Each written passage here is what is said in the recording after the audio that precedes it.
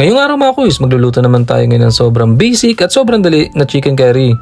Naisipan ko magluto mga kuys kasi talo yung bata ako ng Golden State Warriors ngayon. Ang lungkot ni Kerry kaya ito, magluto lang tayo ng chicken curry ngayon mga kuys. Sinimulan ko na iprito muna yung patatas para naman mas masarap yan sa chicken curry pag piniprito. Pwede rin namang hindi mga kuys, pero ang purpose din nito mas maiwasan natin yung pagkapanis agad ng ating chicken curry. Kung may matira man, hindi agad mapapanis mga kuys. Tapos yan, ganyan lang natin, hindi naman natin masyadong tutustahin kasi lulutuin pa rin naman natin yan. Tapos ito, minarinate lang natin yung manok sa toyo at suka. Parang gagawin natin diskarte dito, mag-aadobo lang muna tayo mga kuys.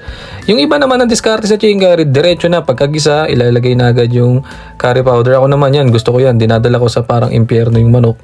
Talagang nandyan na yung smoky flavor, tapos yung pagka-adobo, mas masarap siya. Tapos yan, syempre may suka yan, may iwasan agad yung pagkapanis kasi naglagay tayo ng suka dyan at konting asukal.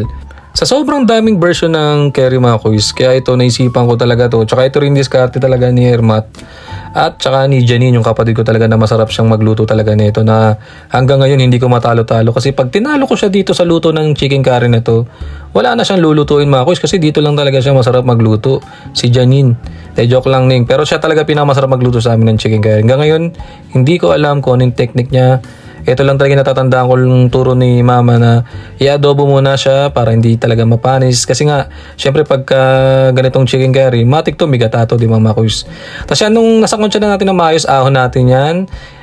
Susunod natin dito, maglagay tayo ng konting mantika at magigisa tayo dito ng ating aromatics. May konting balat doon, inuna ko yung konting balat. Balat ng manok yan, bandang bandang puwit yan Talagang mataba yan, gagamitin din natin pandagdag doon sa ating mantika. Inuna natin si sibuyas mga kuys, tapos sinunod na natin tong bawang natin tsaka bell pepper na konti. Magtitira tayo para doon sa panghuli natin, may toppings tayo na bell pepper. Haluin lang natin yan mga kuys. Yan, pagkagayang kulay na malapit na masunog mga kuys, ilalagay na natin yung ating sinangkotsa na manok kanina. Sinama na natin sabaw para madiglaze natin yung medyo nagtututong sa ilalim. Yun yung masarap talaga dyan mga kuys. Huwag nating hayaang masunog yun kasi sayang naman, nandun talaga yung lasa. Tapos naglagay tayo ng organic chicken cubes. Halo lang tayo dyan mga kuys. Sobrang basic lang talaga ng ganitong chicken curry. Tapos ito yung mga kuys, yung curry powder. Nilagay ko yan doon sa pinagmarinate din ng manok. Diyan ko na tinunaw para nandun yung sarap talaga. Tapos yan, saktuhan lang talaga ako maglagay ng curry powder kasi ayoko yung masyadong lasang-lasa siya kasi parang nakakaumay. Tsaka hindi rin naman ako sanay sa ganong spices talaga na sobrang dami. Tapos ito, maglalagay na tayo dito ng Mama Coco o Coco Mama. Basta yun na mga kuys. Mas masarap to kung fresh yung gagamitin nyo. Kaya lang talagang wala tayong nabili. Tapos yun yung pang mabili sa nating galawan. Goods na rin yan mga kuys. Tapos yun, haluin natin.